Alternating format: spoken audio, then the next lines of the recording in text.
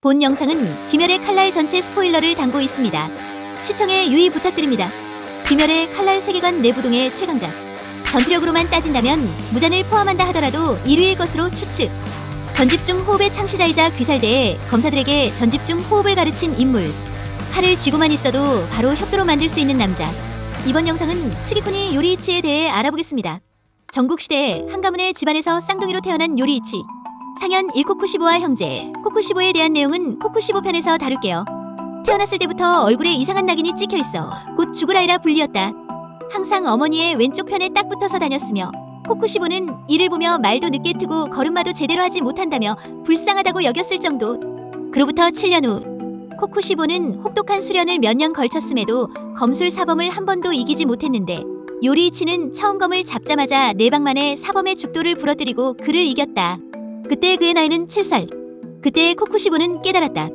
그가 말을 하지 않는 것은 말수가 적어서 그런 것이었으며 어머니의 옆에 붙어 다니던 것은 어머니의 거동이 불편하여 왼쪽에서 어머니를 부축해 주었다는 사실을. 사실 요리이치는 태어날 때부터 내비치는 세계를 볼 수 있었으며 그의 즉각 반응하는 신체 능력을 지니고 있었다. 그렇게 사범을 통해 요리이치의 검술 실력을 알게 된 아버지는 집안의 가문을 요리이치에게 맡기려 했으나 요리이치는 이를 눈치채고 어머니의 부고 소식과 함께 집에서 출가한다. 요리이치는 그 길로 옛날에 코쿠시보가 주었던 피리를 함께 간직한 채 떠난다. 길을 걷던 도중 만난 우타라는 소녀와 만나 친해지며 처음으로 자신이 보는 세계와 타인이 보는 세계가 다르다는 걸 깨닫는다. 그 후 둘은 결혼하여 우타가 아이까지 임신했으나 요리이치가 조산사를 부르러 간 사이 우타는 오니에게 살해당하게 된다. 이 계기로 인해 요리이치는 오랫동안 놓았던 검을 다시 쥐게 된다.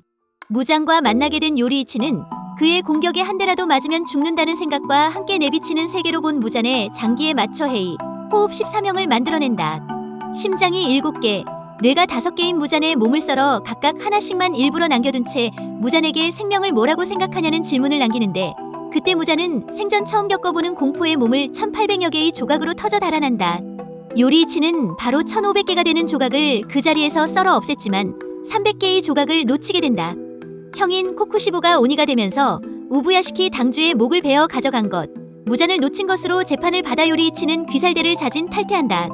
그 이후 우타와 살던 집에 들렸지만 그곳은 이미 카마도 스미오시 탄지로의 조상가 살고 있었고 때마침 오니에게 습격당하던 카마도의 아내 스야코를 구해준다.